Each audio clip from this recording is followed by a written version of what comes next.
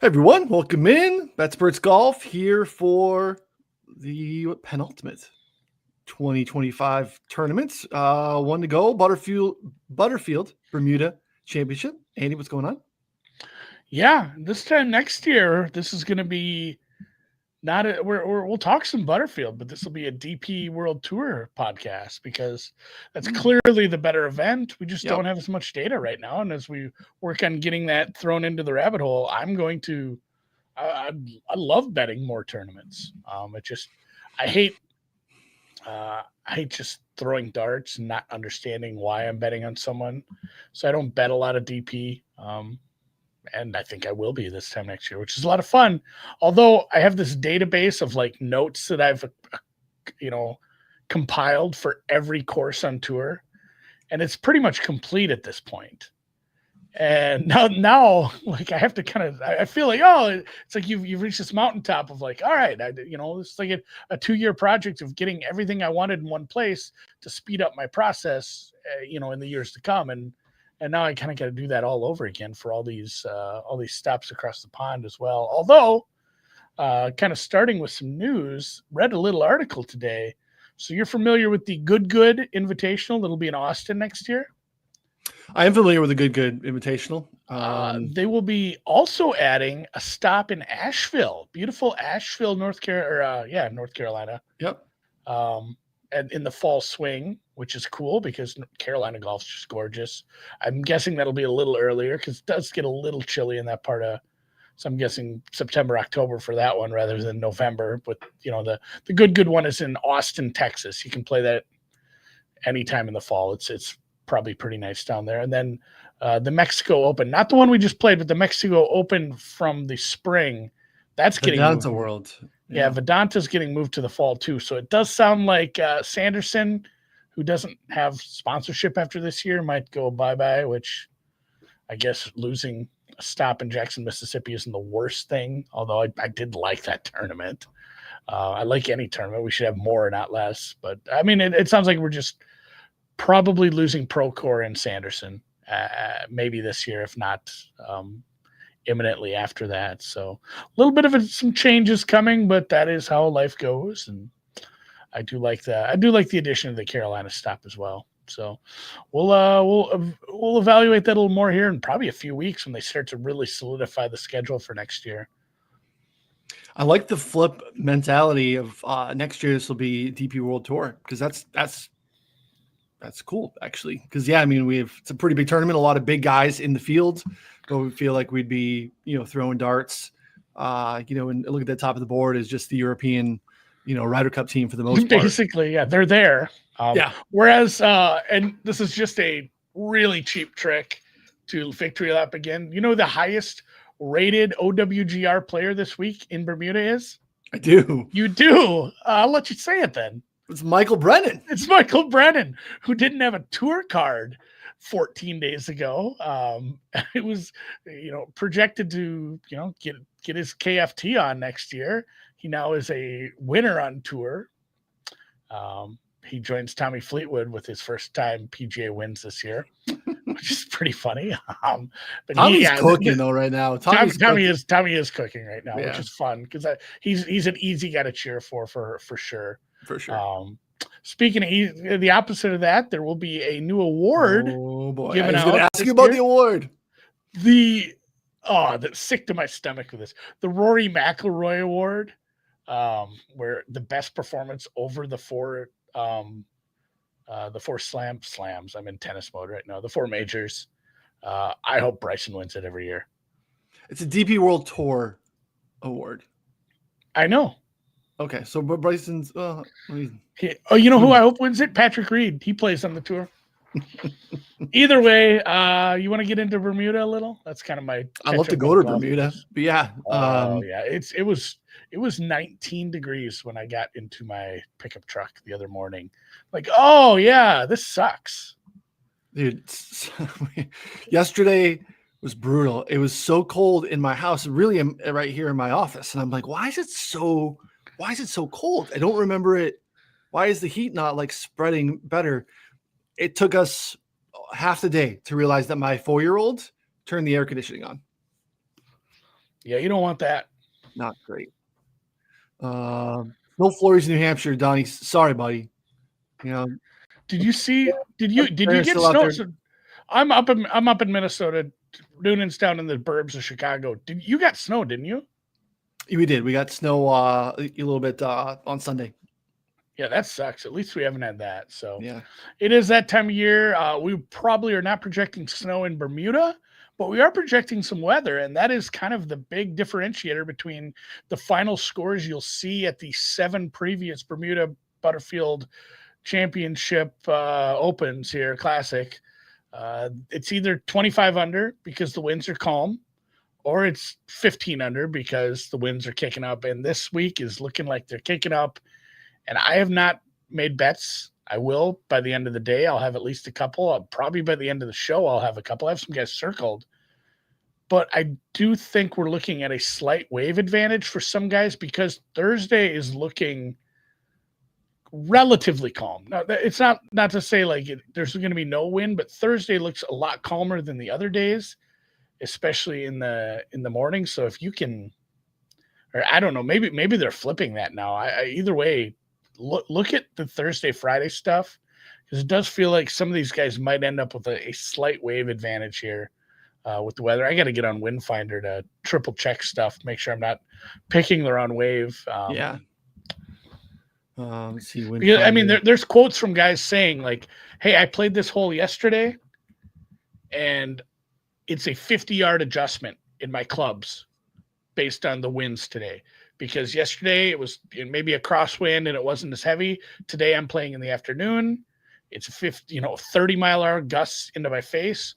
I'm taking 4 clubs here. I have to make a massive adjustment on what club I'm using on the same holes I played yesterday based on, some of the directions of the wind. And these par threes are tough. That's what makes some of this tough is there's 3 par threes that are quite lengthy. There's a gorgeous one on the back 9. I believe it's the 16th where you carry the ocean. Yeah, the cliffs. It's like 230. So not only do you got to be good with your long irons, you got to be good with your long irons into the wind because it's basically nothing in the middle really. And that's hyperbole. There's going to be some middling iron shot, but it's a ton of wedges because this course is one of the shortest on tour. And if there's times where you're going to have the wind at your back. I mean, that's just how it works, the routing of this course. And you're going to have 50-yard approach shots. And there's going to be a bunch of 200-yard approach shots. And along with, par threes that's basically an iron shot. It's off a tee, makes it a little easier, I guess. But it's still a 220-yard shot with an iron to try to find some of these greens. Big greens, non-penal rough, but still, it can be a little tough. And there is trouble here. There's water. There's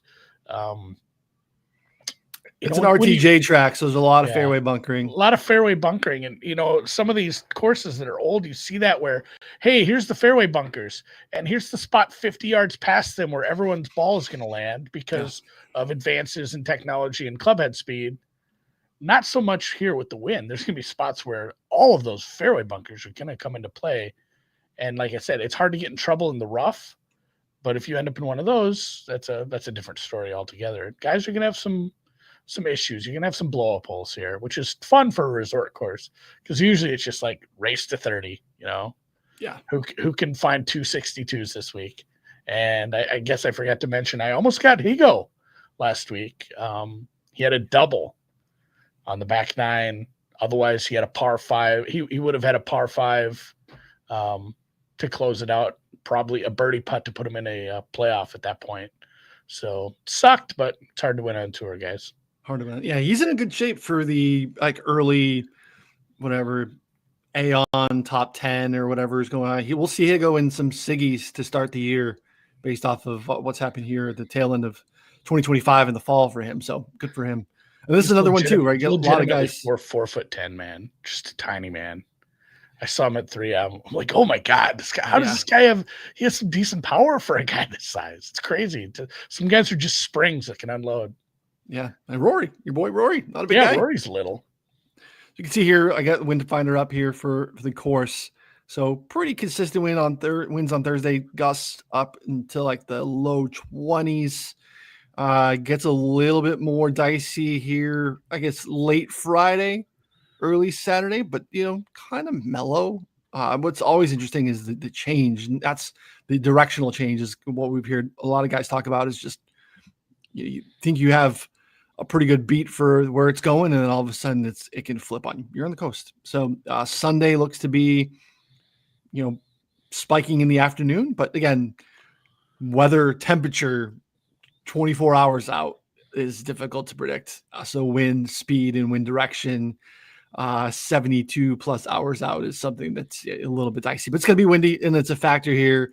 We have wind data obviously in the rabbit hole, and obviously take a look at that. So as you mentioned, I think you kind of laid out most of the course. Shortest course we're going to see on tour, par 71 track, less than driver, often because of what the forced layups and stuff that we see here.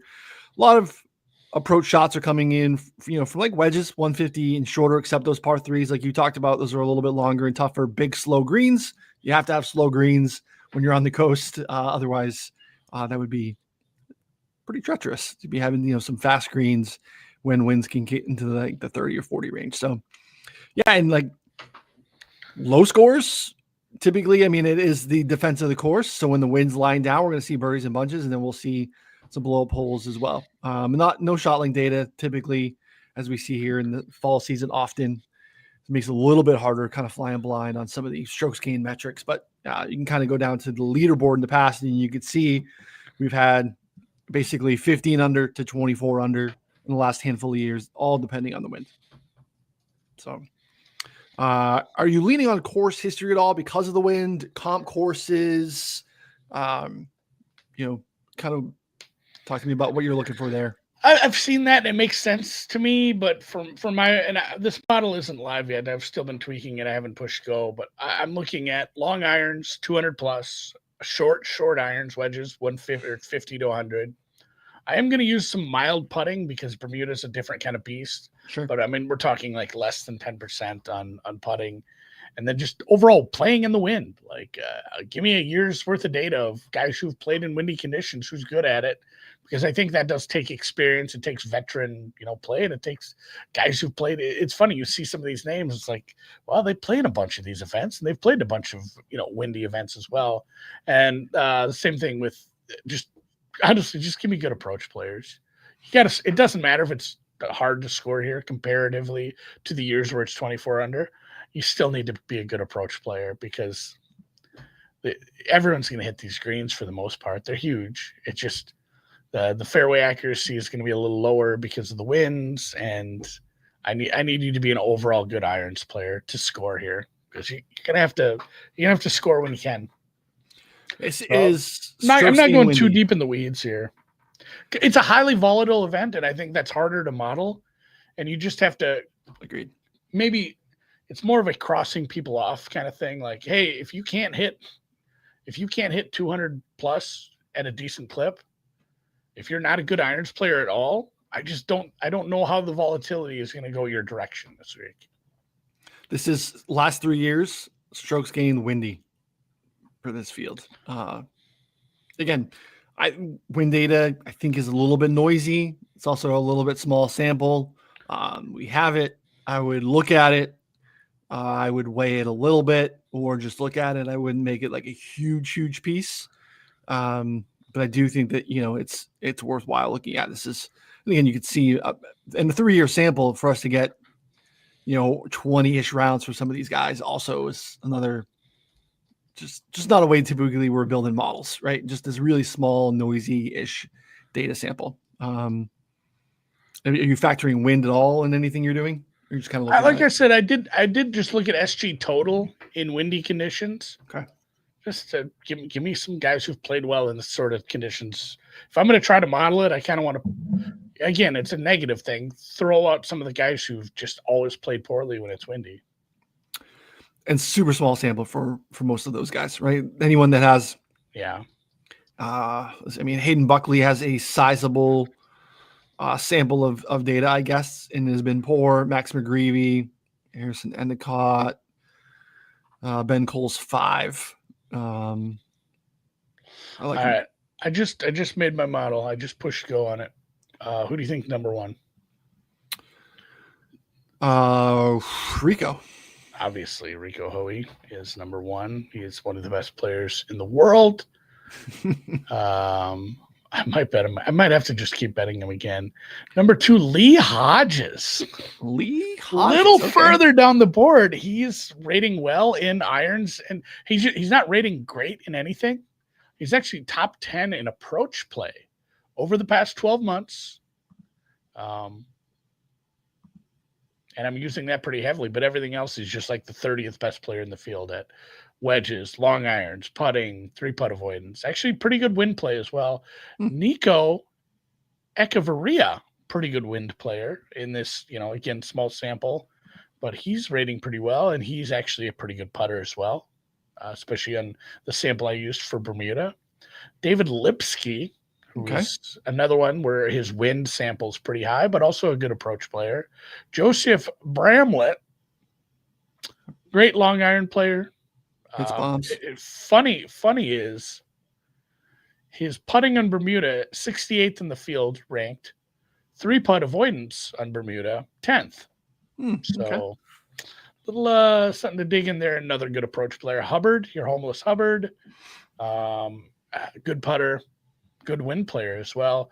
Henrik Norlander, your best approach player in the field if you're looking at a 12-month sample, and pretty cheap as well. He's $6,600 on DraftKings. So I'm guessing he has a pretty good price. Obviously not the best long iron player. His putting leaves something to be desired. And then Eric Cole, who's on the thumbnail today, not the best with when I'm looking at these splits for long irons and overall 50 to 100, but a good approach player, good putter, and he has nice wind stats. My number one guy in the wind stats, though, Patrick Fishburne. He ranked number one, and he is not highly rated in anything else outside of just like overall approach. But the wedges and long iron stuff, 74th, 77th in the field, 52nd best putter on Bermuda. So, I mean, you look at the last 50 rounds played, ball striking wise, Fishburne is probably top 10. He's right here. That's what I'm saying. He's a high volatility guy. Maybe that's somebody I look at. He missed the cut last week, missed the cut in Utah, but he has a couple nice finishes this year. Yeah. All right. I have nothing on the filter wise for this. This is literally just last 50 rounds, strokes gained. I was toggling between approach and ball striking. Your best approach player, last 50 rounds, Ben Coles. Ben Coles also second lowest ball flight off the tee, which is, a thing that we've been touching on this week. Apex height, keeping a low ball flight to minimize, the impact of the wind. Coles only behind, I believe, Takomi Kanaya in terms of ball flight. So, Ben Coles cannot make a putt, but Ben Coles also like 110 to 1. Hasn't got my money yet, but I think I'm going to give Ben Coles a run here and give it a shot. The putting doesn't look very good. The putting splits, I'm sure if I looked at Bermuda are bad too, but the ball striking and approach numbers, the spot where we got to club down and I'm looking for, volatility. Ben Coles is interesting to me. Another guy that's interesting, I want to see where he is in your model is Vic Perez. Where's Vic Perez in your model? Is he doing okay? I sorted out all the Europeans. That's fair. None of them. 26th. He doesn't have a wind sample at all, really. Yeah. Great approach player. Number one in the sample I looked at for Bermuda and 3-putt avoidance. Okay. Good long irons player, good putter. Wedges. So the wedge number is a little tough. Like it feels like there's probably not a big gap between like the best wedge player and the 50th best wedge player. So he's somebody I looked at. Someone above him that I wanted an opinion on. Younger man, Jackson Suber. You like Suber, huh?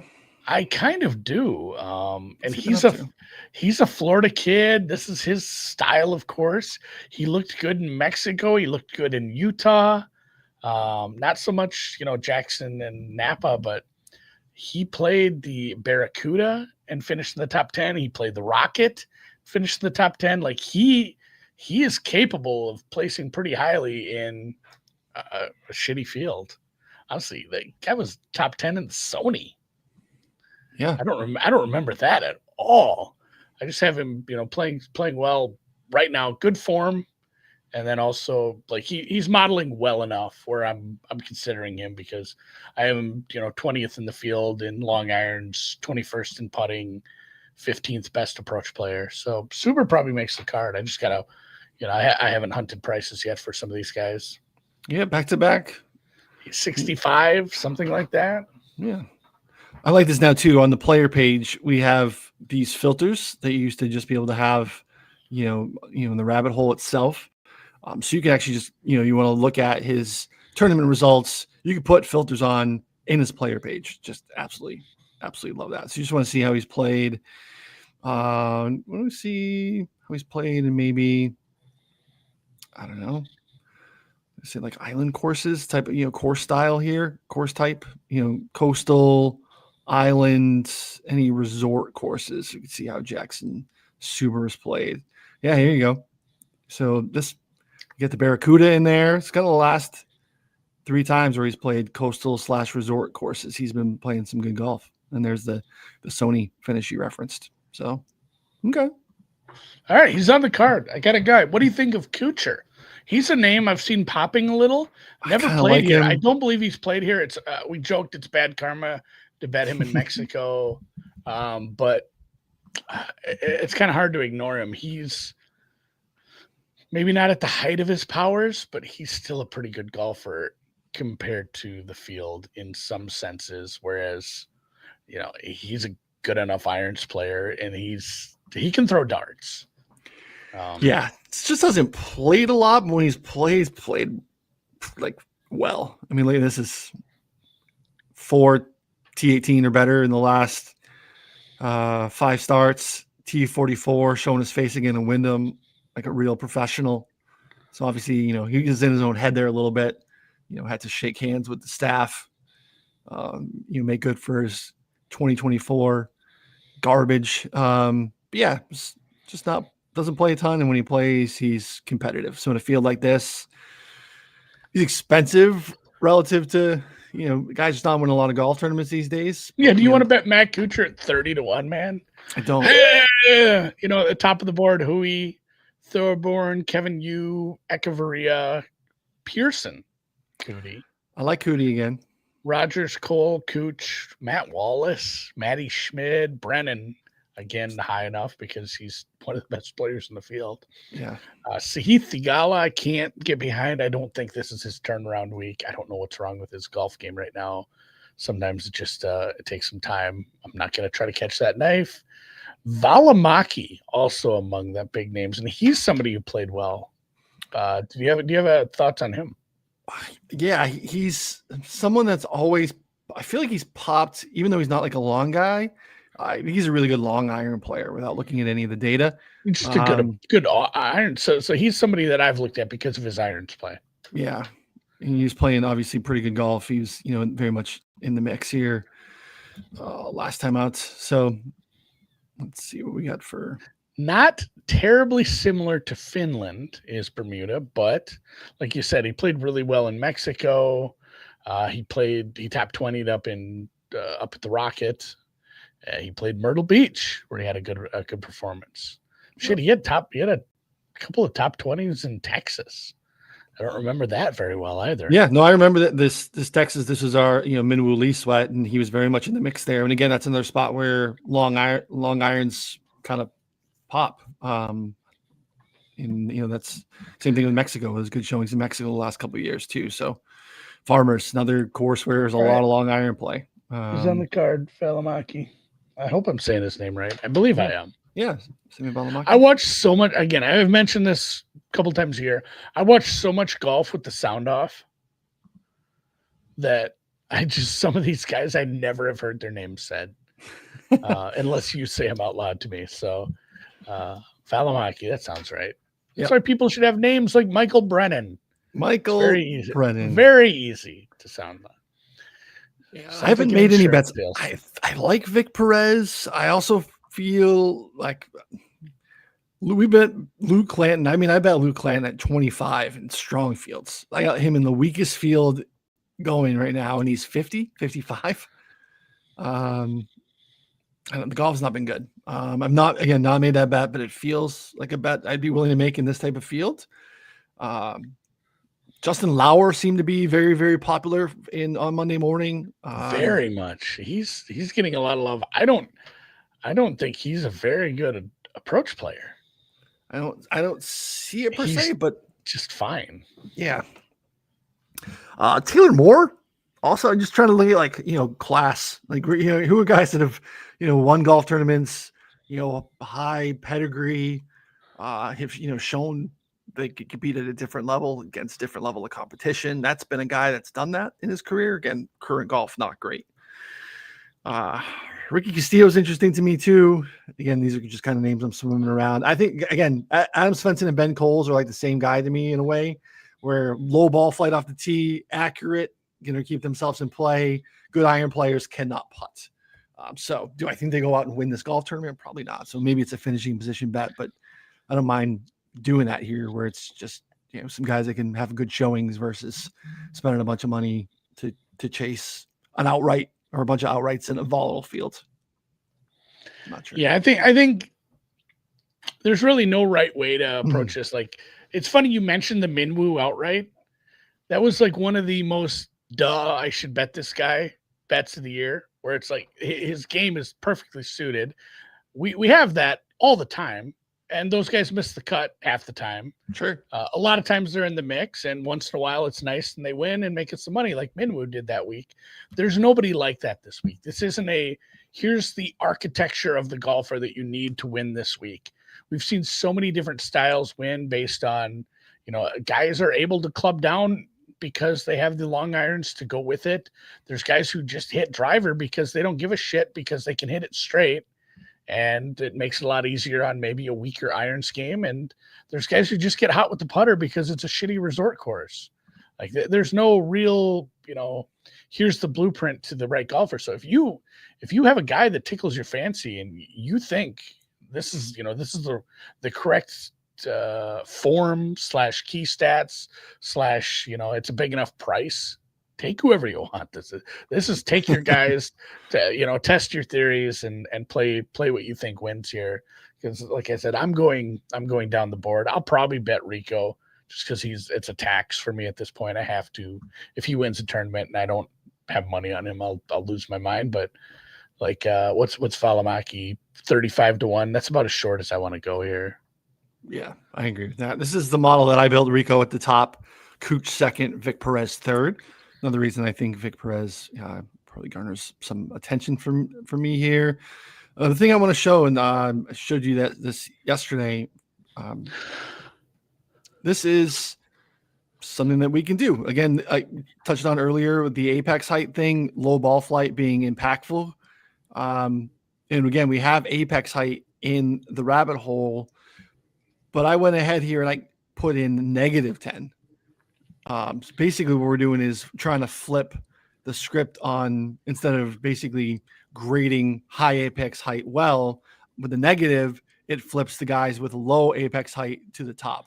So you're getting, negative points for high ball flights and positive rewards for a low ball flight, if that makes sense. So tinkering around with this, I was talking to Mayo and he's like, he messed around with that. And I was like, that's a thing, and put it in, and sure shit, it is. And here's Kanaya, Mateo Manacero, Ben Coles, Adam Svensson, Hendrik Norlander are your low ball flight kings in this field. That's something you want to look at this week. I thought it was really cool. Somebody commented about Kanaya, and it made me look at him. I don't have a lot of, a big sample on him, so he's going to just kind of populate in the middle of the field. Do you remember that back at the old Fantasy National when you'd make your model and there would always be like 30 guys in the middle that were ranked 77th? And their stat, it would just be a big black square where they didn't have any stats. He's in that range for me, where it's like, he might be good, he might be bad. We just don't have, a big enough sample on this guy. He played last week, not shot link. He played Bay Current, not shot link. Procore missed the cut. He was up at the 3M, played well. I remember him being on the last few groups there, but not the best showing last week. But he has played okay here and there, and he seems to kind of have the course fit for the wind, like you're saying. So somebody to look at. Yeah, decent. I mean, last week was his worst in the fall, but T21 at Sanderson Farms, T4 Bay Current, T33 in Utah. Could see him not necessarily win the golf tournament, but a solid finishing position bet. Coles and Svensson are guys that I'm interested in terms of, bombs. And there's Vic Perez again, too. Vic Perez profiling well with the low ball flight. So is Michael Brennan. Just interesting. That guy just piss missiles off the tee. And so swimming around those names, I have not made a bet, but I feel like Vic Perez will be the shortest I go from an outright standpoint. Continues to show up in ways that hard to ignore. Yeah, I'm seeing a Sammy Valimaki 40-1 at BetOnline/Lovig. I'm gonna take that. That's the best price I've seen. Although my bookmaker is down right now. I don't understand what's going on. Hopefully, my stupid attorney general is sending like cease and desist to offshores right now. Don't need that. Like, hey buddy, there's like go solve crime instead. We don't need you doing this. I don't need you messing. Please don't mess with my money. But the best price for Suber is not here. I think it's right now what I'm looking at. Bovada has a 65. 75 on DK? I'll pull up some. I don't want to drive to Iowa. I might pull up a few other books that I have some cash in. Here's the problem too, like looking for this stuff on like prediction markets. I'm just not comfortable with some of that yet, and some of it isn't very good for the pricing anyway. So we'll see. Yeah. Maybe I don't know. Have you ever bet on like Novig for golf? No, not yet. I use it for props and stuff. Does it have golf? I'm scrolling an awful lot here. I look forward to all in on the prediction market space. I'm to be a bookmaker for tackles for the next part of my life. Yeah, you just be, instead of a taker, you're a maker. Yeah. Again, so the thing about some of these markets is you have to have a counterparty, and somebody's bet Valimaki yes. So I can take Valimaki no at minus 6,500. I don't feel like I want to do that. I wonder about, and that I do this on ProfitX. I will make markets. If there's not enough liquidity, like there was a bet I wanted to put a certain amount on, and there was only like $40 in liquidity, so I put like a cent lower, and I offered a few $100, and somebody snatched it up right away, which sucks to be them. It ended up winning, but that might be what I have to do for golf, which is it's a little dicey too, because at a certain point you have to be like, all right, nobody took the other side of this. I have to go bet this at a standard traditional sports book and cancel this order at this point. Whole new world. Ooh, ProfitX. All right, ProfitX has Perez. What's your Perez number? Let me see the best Perez number. 45. Okay, 41. Valimaki's number is 41 here. A little better. And then I'm not seeing that it has everybody's name either. So I don't know that. Yeah, 30 markets are available on ProfitX. So you're not getting all the longest of long shots either. And some of these, it's like, hey, you can get this price, but there's $21 in liquidity, 15. Rico Hoey, 23-1, pretty good price, $1 in liquidity.